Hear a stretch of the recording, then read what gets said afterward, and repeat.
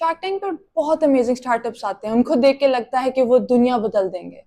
एक product inflate हुई है जिसने एक्चुअल में जिंदगी बचाई है। और एक हफ्ते से यही सुन रहा हूँ मैं। यार आप अगर टाइम पे पेमेंट कर देते हो इस तरह काम नहीं हो सकता। और आइडिया भी बहुत अच्छा है। पर जब वो इन्वेस्टर्स के सामने आते हैं तो इन्वेस्टर्स समटाइम्स से कि नो डील और आई एम आउट। तो I am gonna be out for today, for that reason I am out. के लिए मैं इससे बाहर हूँ। I'm afraid I'm out on this one. अब ये लगता तो है कि सिर्फ वो पिकी हो रहे या वो उस आइडिया में बिलीव नहीं करते, बट इसके पीछे बहुत कैलकुलेटेड डिसीजंस होते हैं। अब इन्हीं डिसीजंस को आज हम सिंपल टर्म्स में ब्रेक डाउन करेंगे, ताकि कल को अगर आपने अपना स्टार्टअप इन्वेस्टर के सामने पिच करना हो तो आपको पता हो कि इन्वेस्टर के माइंड में क्या चल रहा है। अगर आपको बिल्कुल भी फाइनेंस नहीं आती तो डोंट वरी, मैं आपको एक सीक्रेट बताती हूँ। पूरी फाइनेंस सिर्फ दो चीजों के गिर्द घूमती है, रिस्क एंड रिटर्न। रिस्क का मतलब है कि आप कितना कुछ दांव पे लगा रहे हो, और रिटर्न का मतलब है कि उसी की वजह से आपको कितना बेनिफिट मिलेगा। इन्वेस्टर के सारे डिसीजंस इन्हीं दो प्रिंसिपल्स पे डिपेंड करते हैं। अब रिस्क काफी डिफरेंट फ्लेवर्स में आता है। सबसे पहले let's talk about diversifiable risk. ये वो रिस्क है जो आप एज अ कंपनी कंट्रोल कर सकते हो, इसको आप खुद से ही कम कर सकते हो। जैसे फॉर एग्जांपल, अगर आपके पास कपड़े बनाने की फैक्ट्री है, अब एक रिस्क है कि कपड़ा जो भी बनता है उसकी क्वालिटी या तो अच्छी होगी या कभी बुरी। अब आप बेहतर मशीन लगा के या अपने वर्कर्स को ट्रेन करके इस रिस्क को कम कर सकते हो, कपड़े की क्वालिटी बेहतर कर सकते हो। इस तरह के रिस्क जो आपके कंट्रोल में होते हैं उसको हम कहते हैं डाइवर्सिफाइबल रिस्क। अब दूसरा रिस्क है नॉन डाइवर्सिफाइबल रिस्क। अगर इन्फ्लेशन की वजह से धागे की प्राइस इंक्रीज हो गई तो ये रिस्क आपके कंट्रोल में नहीं है। इसको हम मार्केट रिस्क भी कहते हैं, क्योंकि मार्केट के सब प्लेयर्स इसको फेस कर रहे होते हैं। For example, we have money risk which has nothing to do with money by the way. इसका मतलब है कि गवर्नमेंट कभी भी अपनी पॉलिसी चेंज कर सकता है, वो किसी के कंट्रोल में भी नहीं है। GDP growth rate, unemployment, inflation, interest rate, ये सब किसी के भी कंट्रोल में नहीं है, तो we call them non diversifiable risk. And तीसरा रिस्क है फेलियर रिस्क। अब इसके नाम से आपको ऑलरेडी अंदाजा हो गया होगा कि स्टार्टअप या तो फेल करता है या तो सक्सेसफुल हो जाता है। अब startup compare to a normal business, उसके काफ़ी ज़्यादा चांसेस होते हैं कि वो फेल कर जाए, इसीलिए हम इस रिस्क को कंसिडर करते हैं। शार्क टैंक पर कोई भी स्टार्टअप आता है तो शार्क्स अपनी एक्सपर्टीज एंड एक्सपीरियंस की वजह से जज कर सकते हैं कि इस स्टार्टअप का रिस्क कितना होगा, और जितना ज़्यादा रिस्क होगा शार्क्स उतना ही ज़्यादा रिटर्न मांगेंगी। जैसे फॉर एग्जाम्पल, अगर एक कंपनी का रिस्क है 5% एंड दूसरी का 20%, तो कोई भी इन्वेस्टर जो कंपनी ए में इन्वेस्ट करेगा वो कम रिटर्न एक्सपेक्ट करेगा कंपेयर टू कंपनी बी। इन तीनों रिस्क को हम सिंपली ऐड नहीं कर सकते कि टोटल रिस्क कितना होगा, क्योंकि ये तीनों रिस्क इतने अलग हैं, तो इन तीनों से डील करने का तरीका भी बहुत अलग है। पर it's really simple, let me show you. सबसे पहले बात करते हैं डाइवर्सिफाइबल रिस्क की। क्योंकि ये रिस्क ऑलरेडी कंपनी के कंट्रोल में होता है तो इन्वेस्टर ऑब्वियसली इसको कम कर सकता है। जैसे फॉर एग्जाम्पल, एक टेक स्टार्टअप जिसका फाउंडर इंजीनियर है। एज एन इंजीनियर उसका प्रोडक्ट शायद बहुत अच्छा हो, लेकिन उसको बिजनेस सेंस नहीं है कि वो प्रोडक्ट को मार्केट में बेच सके। ये एक डाइवर्सिफाइबल रिस्क है।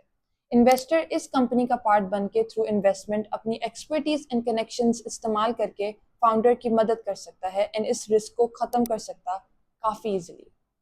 इसलिए वो इस रिस्क के अगेंस्ट रिटर्न्स नहीं मांगता। दूसरा रिस्क जिसकी हमने बात की थी वो था नॉन डाइवर्सिफाइबल रिस्क। अब क्योंकि ये रिस्क इन्वेस्टर के कंट्रोल में नहीं है तो वो कहता है कि मुझे इसके लिए कॉम्पनसेट किया जाए। अब वो यही पैसा एक गवर्नमेंट बॉन्ड में भी डाल सकता है जो रिस्क फ्री है, लेकिन वो ये पैसा क्योंकि एंटरप्रेन्योर को दे रहा है तो इट्स लाइक सेइंग कि मैं आप पे भरोसा कर रहा हूँ तो मुझे कुछ रिटर्न तो मिलना चाहिए। लास्टली हमने देखा था फेलियर रिस्क। अब ये भी रिस्क क्योंकि बिल्कुल भी इन्वेस्टर के कंट्रोल में नहीं है तो वो इसके अगेंस्ट भी रिटर्न्स एक्सपेक्ट करता है। अब आपने एक बात ज़रूर याद रखनी है, जितना ज़्यादा रिस्क होता है उतना ज़्यादा रिटर्न एक्सपेक्ट किया जाता है। अब एक कंपनी का failure and non diversifiable risk जितना ज़्यादा होगा, इन्वेस्टर को उतना ही रिटर्न मिलना चाहिए। लेकिन आप सोच रहे होंगे कि ये रिटर्न किस सेंस में मिलता है इन्वेस्टर को। जब एक इन्वेस्टर पैसे डाल देता है तो उसको रिटर्न कब मिलता? क्योंकि शार्क टैंक पर सिर्फ स्टार्टअप्स आते हैं तो हम सिर्फ स्टार्टअप्स पर फोकस करेंगे। एक स्टार्टअप से इन्वेस्टर को काफ़ी तरीकों से रिटर्न मिल सकता है। इन्वेस्टर को रिटर्न तब मिलता है जब स्टार्टअप एग्जिट करता। मेन मकसद एक था, ये था कि हम आप लोगों की एक्सपर्टीज़ अपनी एग्जिट स्ट्रैटेजीज़ या एग्जिट के लिए भी हम यूज़ कर सकें। एग्जिट करने का मतलब है कि वो एक आईपीओ मतलब इनिशियल पब्लिक ऑफरिंग के थ्रू स्टॉक एक्सचेंज में पब्लिकली लिस्टेड हो जाते हैं, या कोई और कंपनी इसको एक्वायर कर लेती, जैसे फेसबुक ने व्हाट्सएप को एक्वायर किया। आई नो ये थोड़ा कॉम्प्लिकेटेड हो रहा है, but let me make it easy for you. Shark tank पर एक शार्क ने 15 लाख लेके समझे कंपनी में 20% इक्विटी ले ली।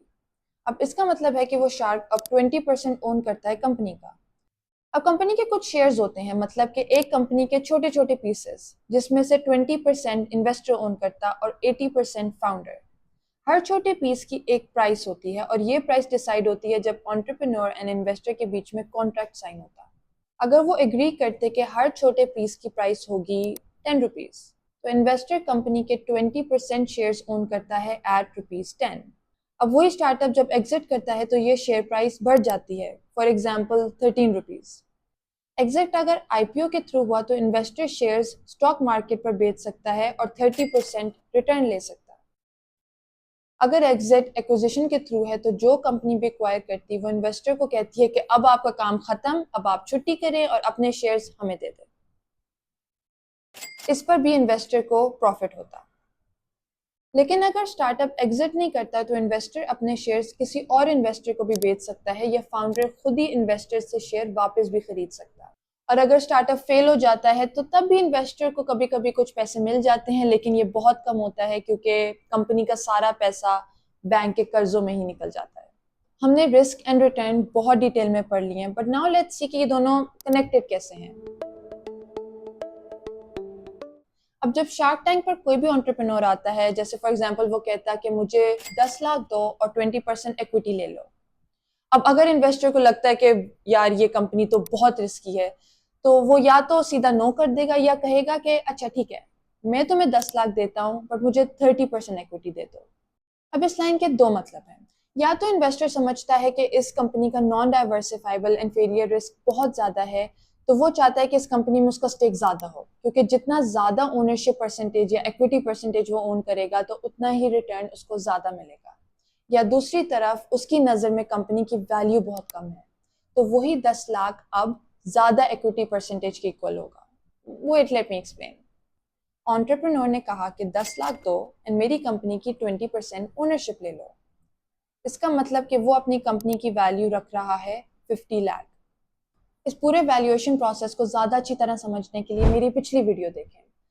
अब अगर इन्वेस्टर कहता है कि ये नहीं यार, इस कंपनी की वैल्यू है 30 लाख, तो वही 10 लाख से अब उसको 30% ओनरशिप या 30% इक्विटी मिलनी चाहिए। अब शायद आपको आइडिया हो गया होगा कि इन्वेस्टर के दिमाग में क्या खिचड़ी पक रही होती है whenever an entrepreneur presents their idea from a very financial point of view। अब आप अगर जानना चाहते हैं कि ये वैल्यू कैसे आती है या रिस्क एंड रिटर्न का क्या रिलेशनशिप है, तो let me know. Now let's see कि कौन कौन से स्टार्टअप्स में ये इन्वेस्टर्स इन्वेस्ट करते हैं ताकि वो हमारे मुल्क के लिए कुछ बेहतर कर सकें।